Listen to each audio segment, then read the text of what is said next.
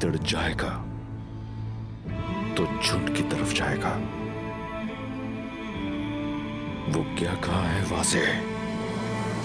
कला